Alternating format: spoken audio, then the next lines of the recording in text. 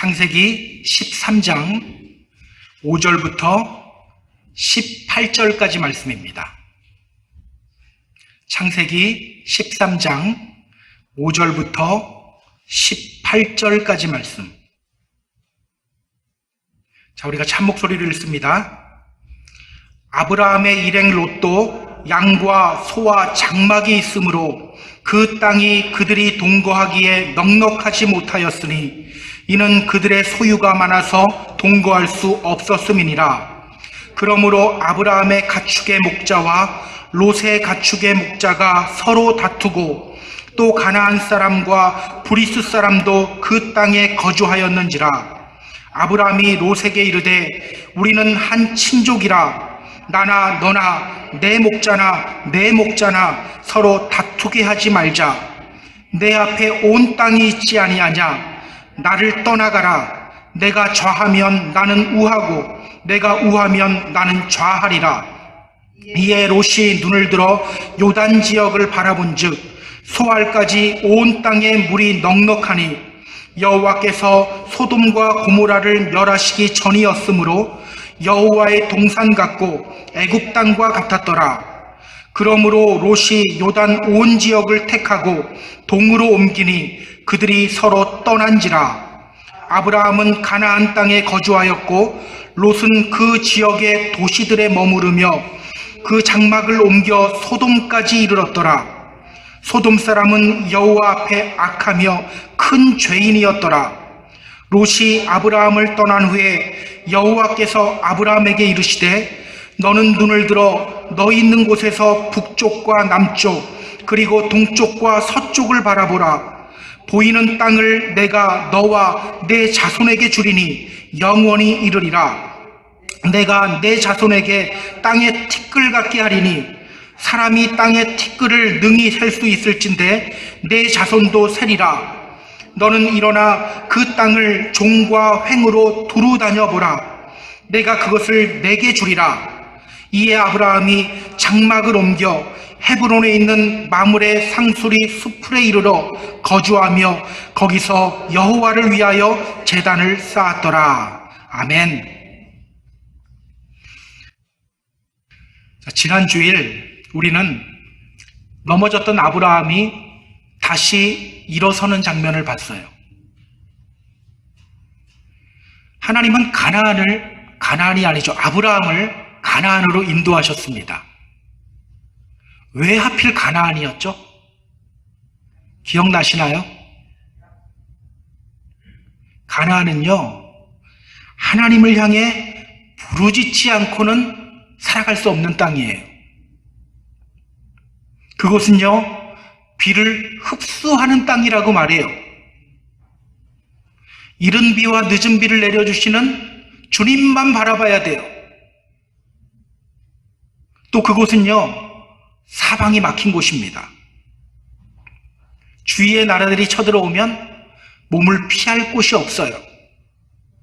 때문에 방패되시는 주님만 의지해야 하는 곳이에요. 그래서 여러분의 환경과 상황이 사람 바라보지 않고 다른 환경 바라보지 않고 주님만 바라볼 수 없게 만드는 상황이라면 그 상황이 바로 복된 상황이라는 거 아셔야 돼요. 자, 그렇게 하나님만 의지하게 하기 위해서, 하나님만 바라보게 하기 위해서 하나님은 아브라함을 가나안 땅으로 인도하셨어요. 그런데 그는 그곳을 떠나 애굽으로 내려가죠. 기근이라는 시험을 인내로 이겨냈어야 했는데 그는 이겨내지 못하고 애굽으로 내려갑니다. 믿음의 자리를 떠났어요. 자, 그렇게 믿음의 자리를 떠난 아브라함, 그는 애굽에서 두 가지를 확인하고 경험하게 되죠. 첫째, 믿음의 자리 떠나면 사람이 이렇게 처참해지는구나, 이걸 경험해요.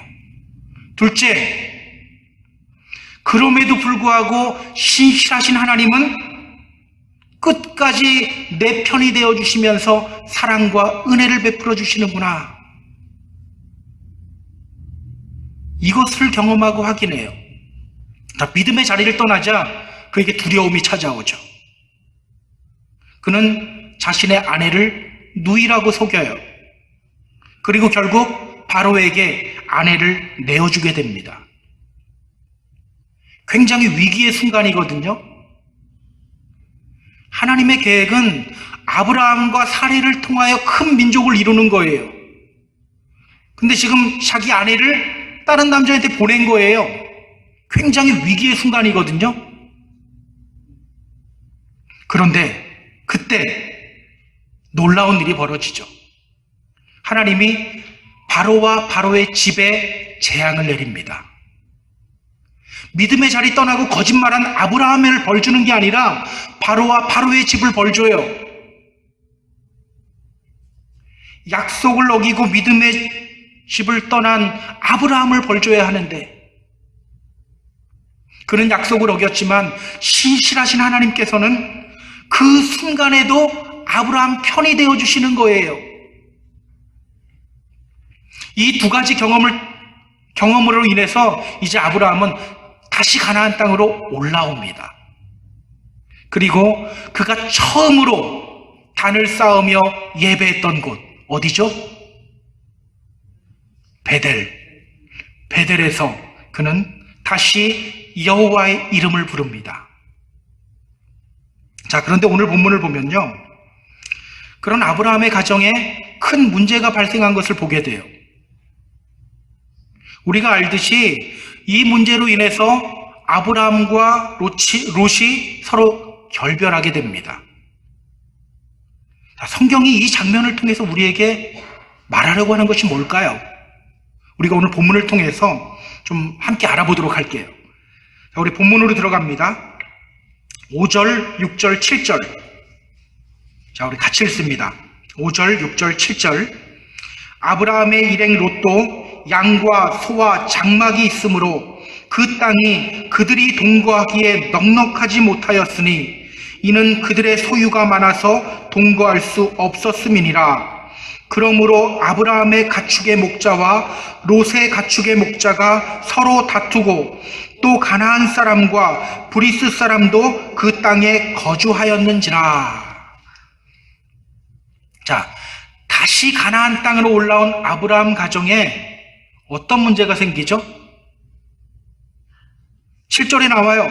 그러므로 아브라함 가축의 목자와 롯의 가축의 목자가 서로 다투고, 아브라함의 목자들과 롯의 목자들이 서로 싸우기 시작해요. 지금까지 그들은요, 늘 함께 했어요. 먼 타향살이를 하면서 뭐 의지할 사람 누가 있습니까? 서로 의지했어요. 어디든 함께 갔어요. 그런데 갑자기 서로 다투기 시작합니다. 자, 그들이 이렇게 다투는 이유가 뭐죠? 6절에 그 이유가 나와요. 그 땅이 그들이 동거하기에 넉넉하지 못하였으니 이는 그들의 소유가 많아서 동거할 수 없었음이니라. 이는 그들의 소유가 많아서 동거할 수 없었음이니라. 그들이 갑자기 싸우게 된 이유가 뭐예요? 소유가 많아서. 그들이 가진 소유가 많았기 때문이라고 성경이 말해요. 쉽게 말해서 가진 재산이 많아서. 그러고 보면요, 세상은 사람 사는 곳은 다 비슷한 것 같아요. 오늘날에도 이런 일들이 많이 벌어지죠. 같은 가족끼리 재산 문제로 다투는 경우가 얼마나 많습니까? 뉴스를 보니까요, 가족들 간의 재산 다툼 문제가 지난 4년간 2배나 높이 뛰었대요. 특히 이러한 재산 다툼은요, 없는 사람들보다 있는 사람들에게 훨씬 많이 나타난대요. 돈 많은 사람들이 더 돈 가지고 싸우는 거예요. 더 돈에 막 눈 밝히는 거예요. 자식들 잘 되라고 물려준 돈이 자식들을 가르는 역할을 해요.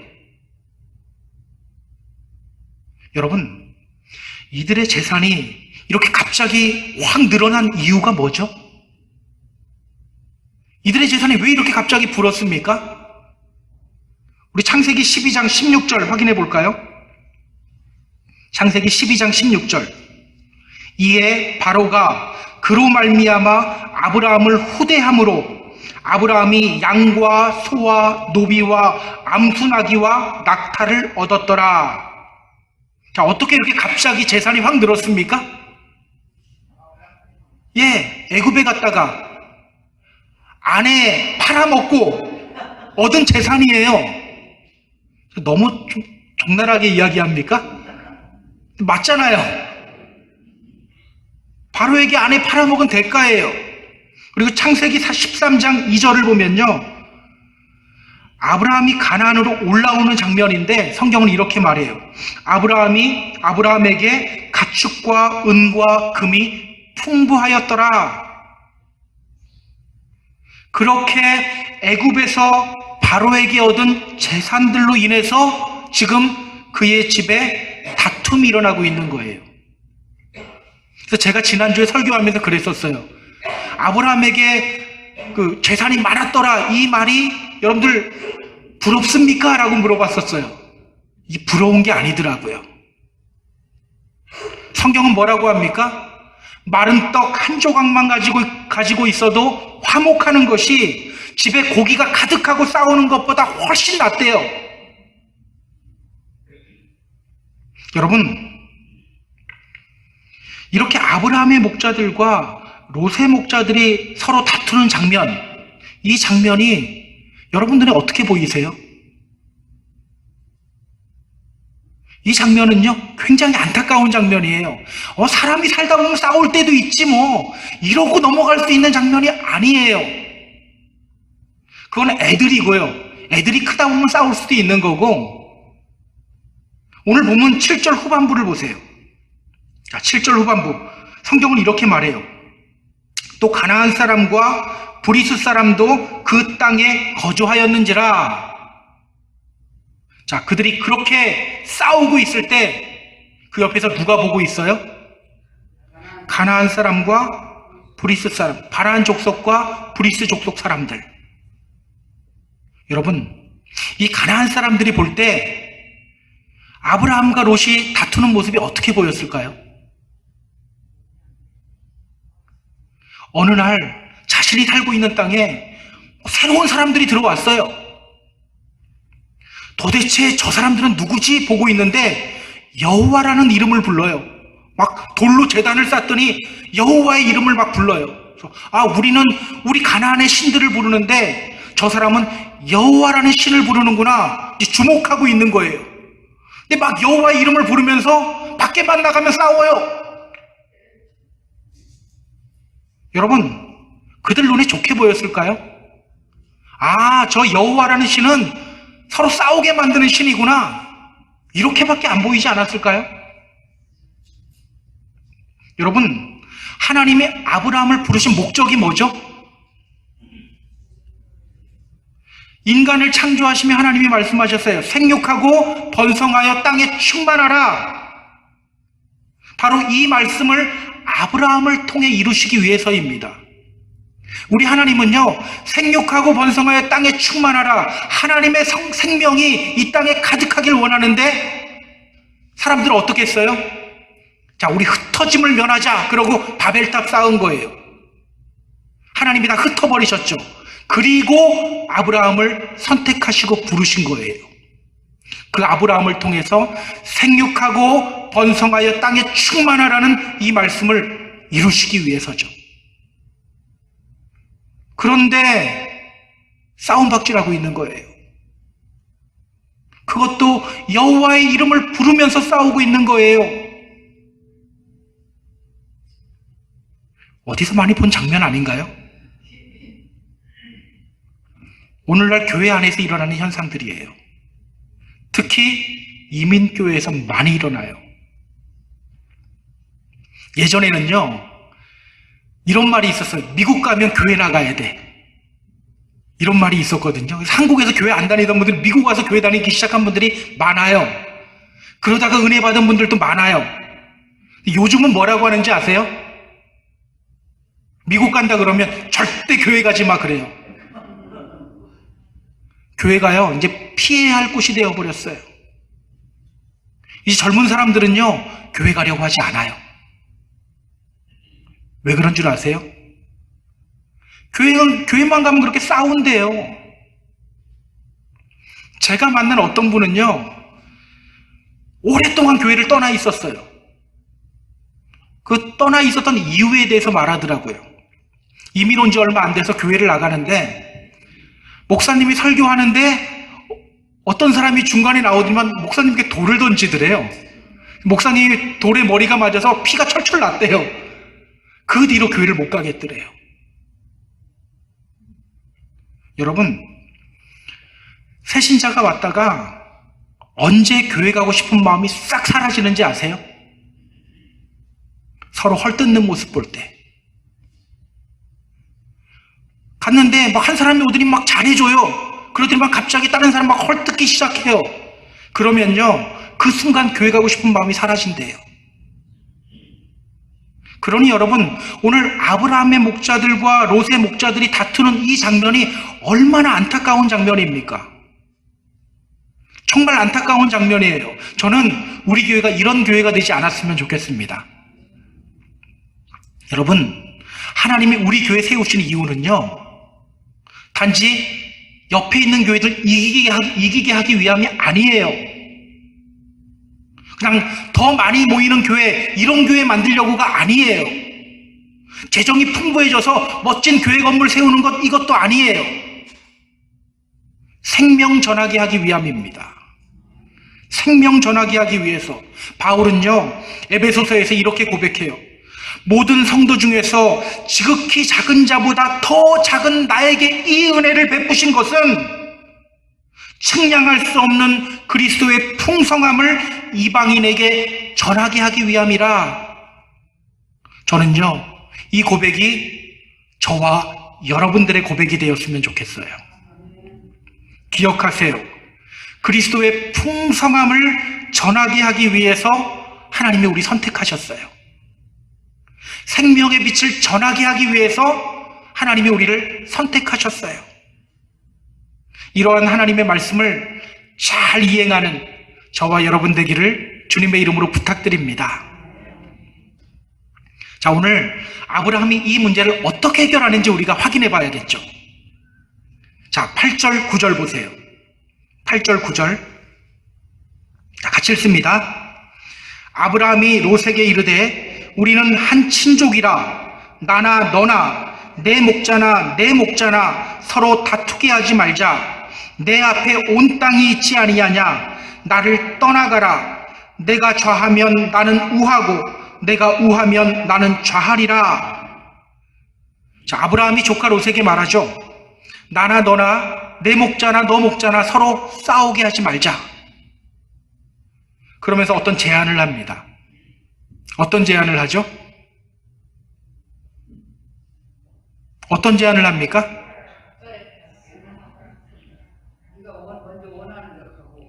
예. 제가 왜 여기서 이렇게 시간을 끌면서 들었는지 아세요? 보통 이 부분을 보면서 우리가 어떤 장면을 더 먼저 이야기하냐면요. 봐라, 아브라함이 이렇게 양보했다. 너가 좌하면 나는 우하고 너가 우하면 나는 좌하게 이렇게 양보했다라고 이야기하는데요. 물론 그 말씀 있습니다. 여러분, 싸움이 양보한다고 괜찮아지나요? 양보했더니만 더 덤벼들더라고요. 오늘 우리가 주목해야 할 말씀은요. 내 앞에 온 땅이 있지 아니하냐. 나를 떠나가라. 나를 떠나가라. 바로 이 말씀이에요. 나를 떠나가라. 오늘 본문이 진짜 강조하고 있는 말씀은요. 나를 떠나가라. 바로 이 말씀이에요. 나를 떠나가라. 여러분, 다투지 않으려면 어떻게 해야 합니까? 친목회를 하든지 단합대회를 하든지 같이 맛있는 거 먹고 운동도 좀 하고 땀도 흘리고 그래야 되지 않나요? 그런데 아브라함은 롯에게 말해요. 나를 떠나가라. 나를 떠나가라. 아브라함이 왜 이렇게 말했을까요? 나를 떠나가라. 이 말에는 어떤 의미가 있는 걸까요? 자, 우리 이것에 대한 답을 찾기 위해서 우리가 좀 생각해 봐야 할 것이 있어요. 이 다툼의 근본 원인, 어디서부터 왔을까요? 이 재산의 풍족함 말고요. 더 근본적인 원인이 있어요. 그게 뭘까? 사실 이 문제는요, 갈대아 우르에서부터 시작되었어요. 무슨 말인지 잘 모르겠죠? 갈대아 우르에서 롯을 데리고 나온 시점부터 이 문제는 시작되었어요. 갈대아 우르에서 롯을 데리고 나오잖아요. 그때서부터 이 문제가 시작된 거예요. 롯이 나쁜 사람이다 이 이야기 하려는 게 아닙니다. 여러분, 이런 생각 안 해보셨어요? 왜 아브라함은 조카 롯과 그의 아내를 데리고 나왔을까? 여러분, 왜 아브라함은 롯을 데리고 떠났을까요? 자기 아들도 아니잖아요. 왜 데리고 떠났죠? 그래도 내 조카 중에 얘가 제일 예뻐. 얘는 내가 꼭 데리고 가야겠다. 그래서 데리고 떠난 걸까요? 당시 관습으로 보면요, 그렇지 않아요. 롯은 아브라함의 막내 동생인 하란의 아들이에요. 그런데 동생 하란 어떻게 되었죠? 자, 창세기 11장 28절 지금 확인해 보세요. 창세기 11장 28절. 하란은 그 아비 데라보다 먼저 고향 갈대아인의 우르에서 죽었더라. 자, 아브라함의 동생이자 롯의 아버지인 하란은 갈대아 우르에서 세상을 떠났어요. 그리고 아브라함은 어떤 상태예요? 성경 보세요. 창세기 11장 30절. 이 순서를 잘 기억해야 됩니다. 창세기 11장 30절. 사레는 임신하지 못함으로 자식이 없었더라. 자, 하란의 죽음을 이야기한 후에 성경은 아브라함에게 자식이 없다는 것을 이야기해요. 자, 그리고 그 다음 31절에서 성경이 말하죠. 데라가 그 아들 아브라함과 하란의 아들인 그의 손자 롯과 그의 며느리 아브라함의 아내 사레를 데리고 갈대아인의 우르를 떠나 가나안으로 가고자 하더니, 자, 창세기 12장 4절도 보세요. 하란에서 다시 가나안을 향해 떠나는 장면에 대해서도 성경은 이렇게 말해요. 이에 아브라함이 말씀을 따라갔고 롯도 그와 함께 갔으며. 자, 여기까지만 딱 볼게요. 자, 한번 이 흐름을 보세요. 성경이 말하는 흐름을 보세요. 처음에 하란이 죽은 이야기를 하고요. 아브라함에게 자식이 없는 이야기를 하고요. 그 다음에 하란의 아들 롯을 아브라함이 데리고 떠나는 거예요. 그렇다면 여러분, 아브라함이 조카 롯을 왜 데리고 갔습니까? 나는 롯만 보면 왜 이렇게 이쁜지 몰라. 이래서 데리고 간 게 아니에요. 자신에게 자식이 없었기 때문에 데리고 간 거예요. 그러니까 롯은요, 그에게 입양아들과 같은 존재예요. 그래서 창세기 15장 보면요, 우리가 13장 보는데 15장 보면 이제 롯이 떠나가고 아브라함이 하나님께 넋두리하는 장면이 나와요. 15장 2절이 나옵니다. 나는 자식이 없사오니 나의 상속자는 이 다메섹 사람 엘리에셀이니이다. 저에게 이제 상속자가 없습니다. 그래서 이 말하는 거예요. 없는데 왜 빨리 안 줍니까? 이제 저의 상속자는 엘리에셀이라는 다메섹 사람밖에 없습니다. 이래서 넋두리 내려놓는 거예요. 만약에 롯이 떠나지 않고 있었다면 아마 이 이야기 하지 않았을 거예요. 아들을 그렇게 간절히 바라지도 않았을 거예요. 왜? 없으면 대타가 있는데. 여러분, 하나님이 아브라함 부르시면서 하신 약속의 말씀이 뭐죠? 내가 너로 큰 민족을 이루고 내게 복을 주어 내 이름을 창대하게 하리라. 내가 너로 큰 민족 이루겠다. 그런데 그는 무엇을 해요? 혹시나 하는 마음에 롯데를 간 거예요. 그래서 이 문제는 언제서부터 시작됐냐? 갈대아 우르에서부터 시작된 거예요. 혹시나 하는 마음. 물론 그는 하나님의 약속의 말씀을 믿었어요. 믿었으니까 여기까지 왔죠. 그런데 주님의 말씀을 믿으면서도 마음 한구석에는 뭐가 있어요? 혹시나, 이게 있는 거예요. 혹시라도 내가 자식을 낳지 못하면 여기 대타 있다. 일종의 보험이죠. 지금 이런 마음이 있는 거예요. 오늘 우리들의 모습 아닌가요? 딱 우리들의 모습이에요. 주님만이 나의 힘이요 주님만이 나의 도우심입니다 고백하지만 왠지 다른 도움이 있어야지 좀 마음이 놓이잖아요. 그냥 주님만 믿기에는 뭔가 허전해요. 뭔가 불안해요.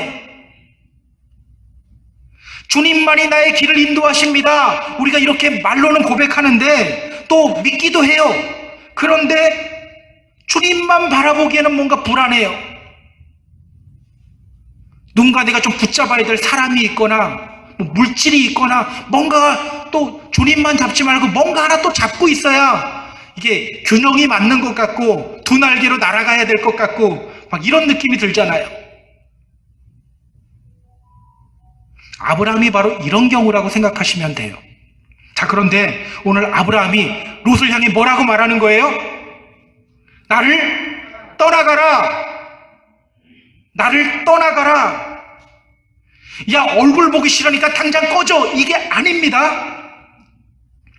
지금 아브라함은요, 애굽에서의 경험을 통해서 그가 세우는 인간적인 생각과 계획이 얼마나 부질없는지를 깨달았어요.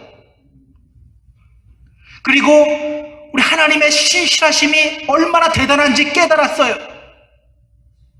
그 깨달음으로 인해서 오늘 아브라함은 이렇게 말하는 거예요. 나를 떠나가라. 나를 떠나가라.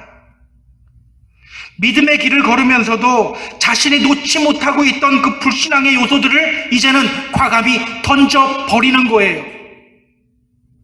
그리고 하나님의 약속의 말씀만 붙들기로 결단하는 거예요.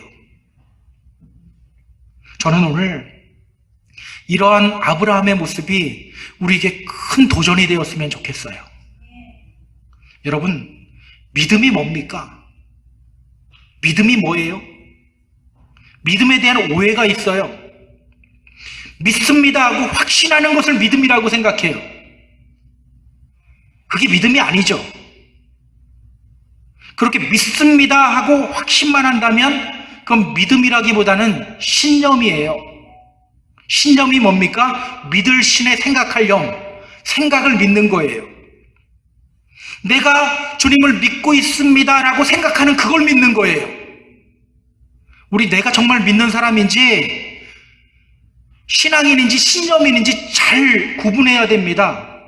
내가 정말 주님을 믿는 건지 아니면 나는 주님을 믿습니다라고 하는 그 나의 생각을 믿는 건지 우리 잘 구분해야 돼요.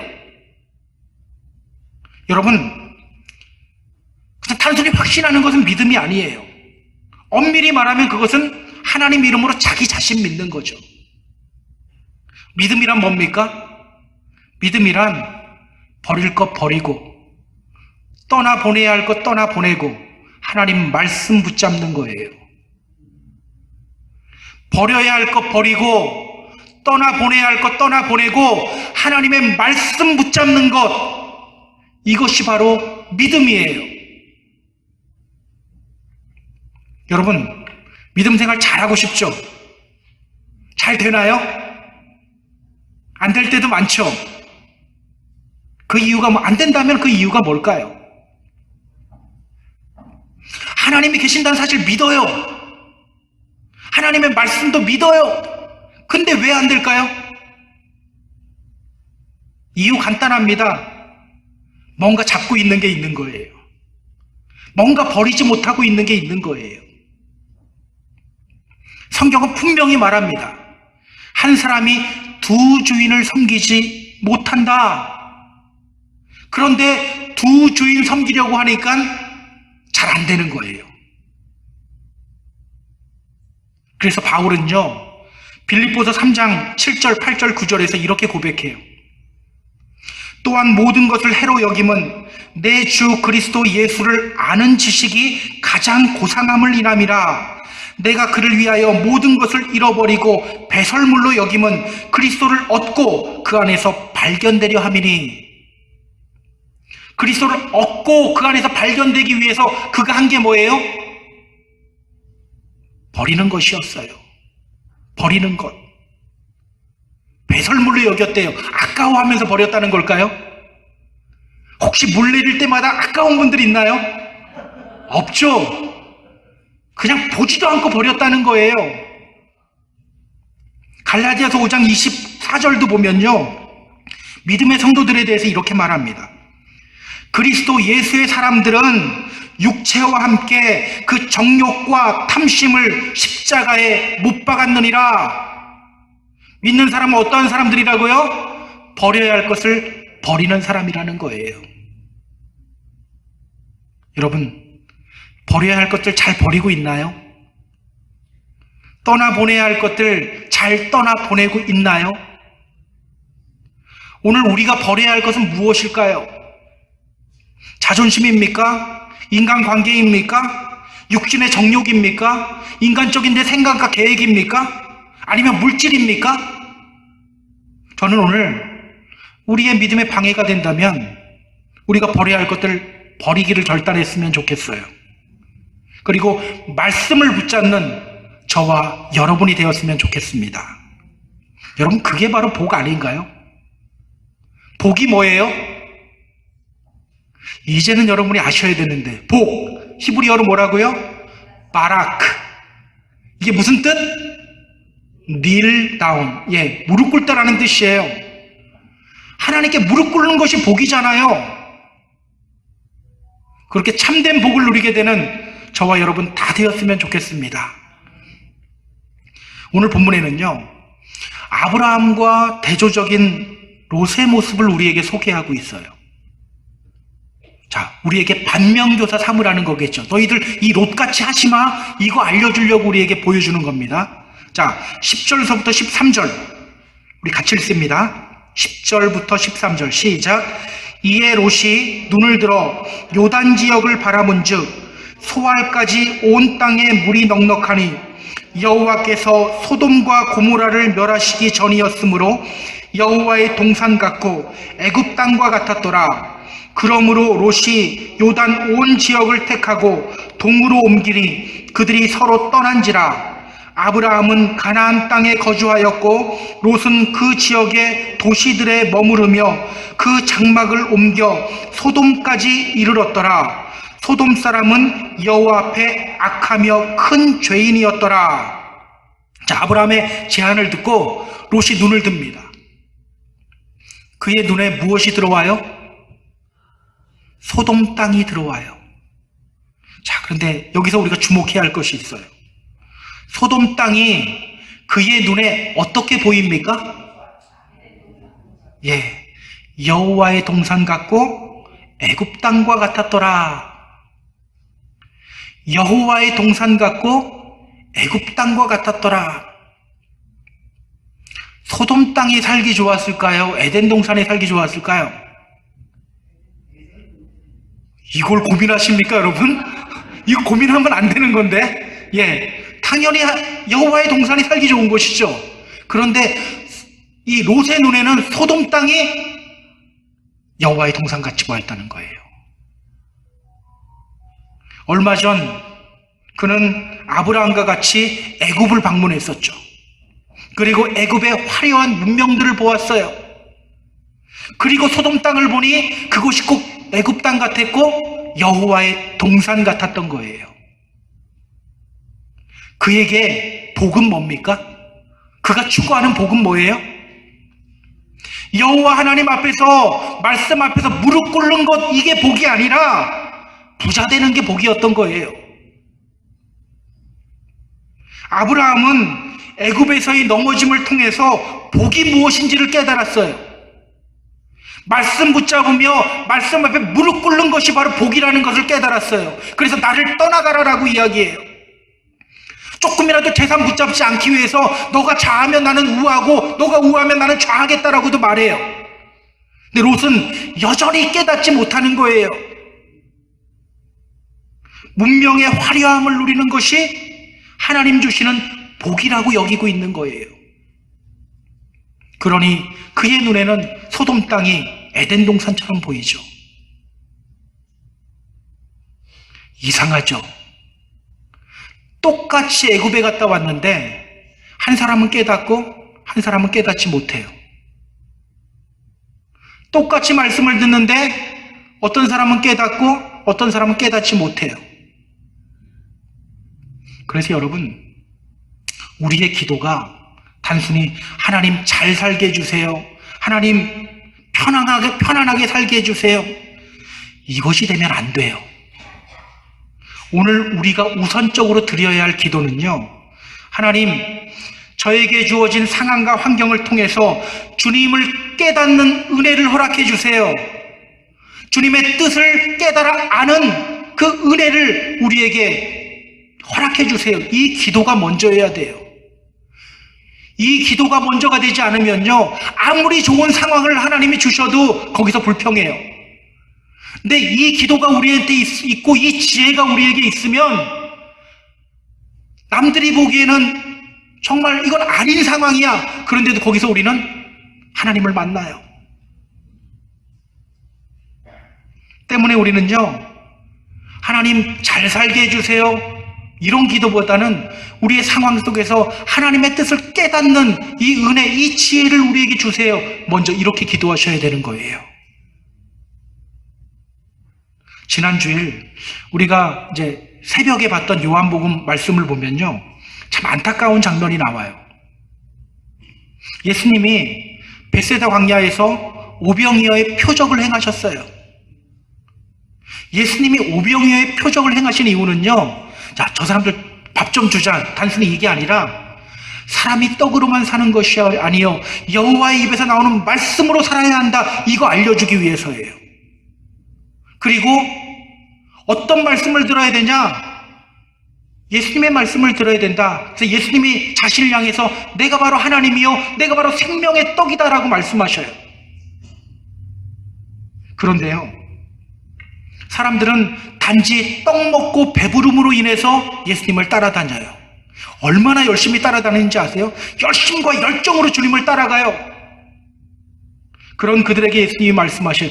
내가 바로 생명의 떡이다, 나를 믿어야 된다. 그러자 그들이 하는 대답이 가관이에요. 믿을 테니까 표적 보여주세요. 모세는 광야에서 우리에게 만나를 먹였습니다. 어제 벳세다에서 먹을 것 다 먹었잖아요. 그리고 오늘 또 이 이야기 하는 거예요. 표적 보여달래요. 보고도. 눈이 어두워져 있는 거죠. 깨닫지 못하는 거죠. 지금 롯이 바로 이런 경우예요. 지금까지 그는 아브라함과 함께 다니며 함께 제단도 쌓았고요, 함께 여호와의 이름을 부르며 예배도 드렸어요. 그런데 그러면서도 그의 눈은 여전히 가려져 있어요. 말씀을 향하여 눈을 들지 않고 여전히 세상의 화려함만 바라보고 있어요. 하나님이 어떤 분인지 여호와의 이름을 부르면서도 잘 모르고 있는 거예요. 여러분, 결국 롯이 어떻게 되는지 아세요? 오늘 보면 12절 다시 한번 볼까요? 아브라함은 가나안 땅에 거주하였고 롯은 그 지역의 도시들에 머무르며 그 장막을 옮겨 소돔까지 이르렀더라. 여기서 소돔까지 이르렀다는 말은요, 소돔 근처에 머물렀다는 거예요. 야, 그래도 내가 저 죄악된 세상에 들어갈 수는 없지. 그래서 이제 소돔 근처에 사는 거예요. 근처. 자, 창세기 14장 12절 보세요. 창세기 14장 12절. 소돔에 거주하는 아브라함의 조카 롯도 사로잡고 그 재물까지 노력하여 갔더라. 자, 소돔 근처에 살던 롯이 나중에 어디서 살아요? 소돔에 들어가서 살아요. 내가 저 제약된 세상 저기까지는 들어가지 말아야지. 그러고 근처에 살다가 이제 슬그머니 들어가는 거예요. 우리 창세기 19장 1절 한번 보세요. 창세기 19장 1절. 저녁 때에 두 천사가 소돔에 이르니 마침 롯이 소돔 성문에 앉아 있다가 그들을 보고 일어나 영접하고 땅에 엎드려 절하며. 자, 나중엔 롯이 어디에 앉아 있어요? 소돔 성문. 성경에서요, 성문에 앉아 있다는 표현은요, 그 성에서 재판할 수 있는 위치, 굉장히 높은 위치에 올라갔다는 거예요. 이게 성문에 앉아 있다는 표현이에요. 처음에는 어떻게 해요? 그 근처까지 갔다가 소돔 땅에 들어갔다가 나중에는 어떻게 해요? 뭐 거기서 1, 2인자가 지금 돼 있는 거예요. 결국 그의 가정이 어떻게 됩니까? 소돔과 고모라 땅이 멸망한 후 그는 산으로 올라가요. 하나님을 모르니까 은혜 베풀어 주시는 하나님을 기억하지 못하고 두려워서 산으로 올라가요. 그리고 그에게서 아내는 죽고 그의 딸들로부터 아들이 태어나죠. 모압과 암몬이 태어납니다.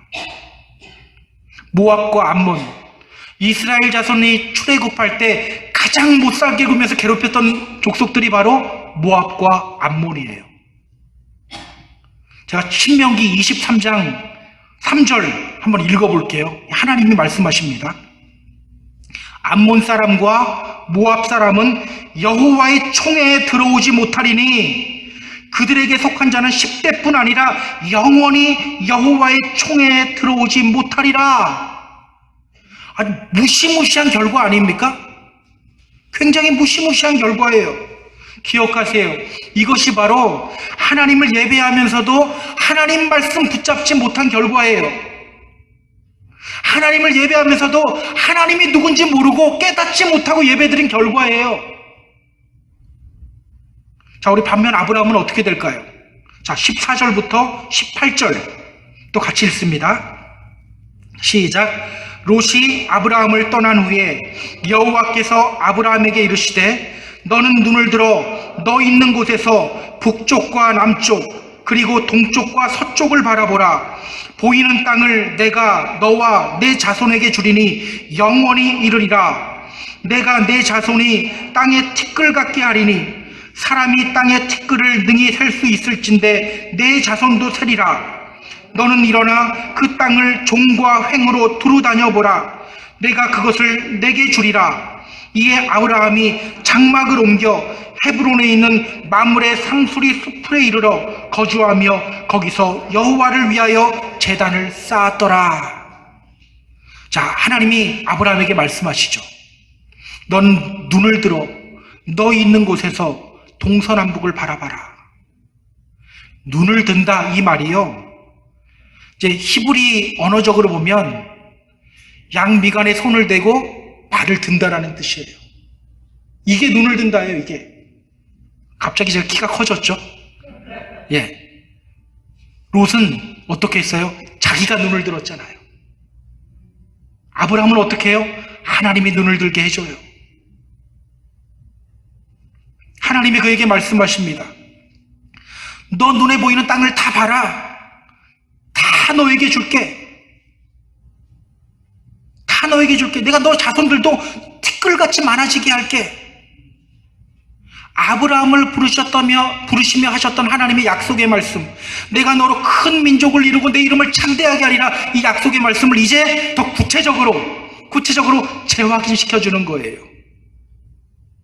그리고 아브라함은 무엇을 합니까? 이에 아브라함이 장막을 옮겨 헤브론에 있는 마므리 상수리 숲에 이르러 거주하며 거기서 여호와를 위하여 제단을 쌓았더라. 저 같으면 이 말 들으면 그래 그러고 막 깃발 꽂으며 다녔을 것 같아요. 그래 다 내 땅이다 이러고. 아브라함은 그렇게 안 해요. 어디로 가요? 헤브론으로 가요. 아브라함은요 하나님이 다 해줄 거 믿는 거예요. 헤브론으로 가요. 헤브론이 무슨 뜻일까요? 교제의 장소라는 뜻이에요. 교제의 장소.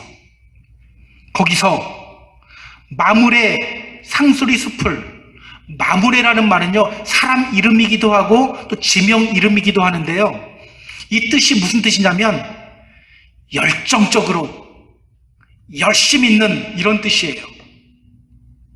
그러니까 지금 아브라함은요 깃발 꽂으러 다니는 것이 아니라 더 열정적으로 하나님과 교제의 자리로 들어가는 거예요. 감동적인 순간이에요. 저는 저와 여러분이 이런 감동의 주인공이 되었으면 좋겠습니다. 이제 말씀을 정리할게요. 사랑하는 펜사콜라 한인교회 성도 여러분, 오늘 여러분의 눈은 어디를 향해 있습니까? 오늘 주님을 향한 우리의 눈이 열리고 귀가 열리게 되었으면 좋겠어요. 오늘 여러분이 버려야 할 것은 무엇입니까? 주님 믿으면서도 우리가 버리지 못하고 있는 뭔가가 있거든요. 그거 버리고 떠나 보내기를 결단했으면 좋겠어요. 그렇게 약속의 말씀을 성취하고 하나님 약속의 말씀 붙잡고 믿음으로 승리하게 되는 저와 여러분 다 되기를 주님의 이름으로 축복합니다. 축복합니다.